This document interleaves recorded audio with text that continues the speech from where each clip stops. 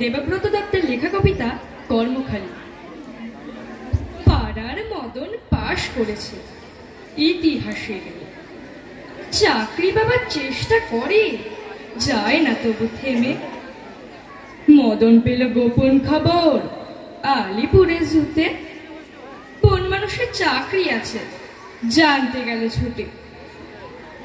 বন মানুষের মুখোশ পরে থাকতে হবে খাঁচায়, মাইনে পাবে 700 টাকা, খাবার পাবে যাচায়।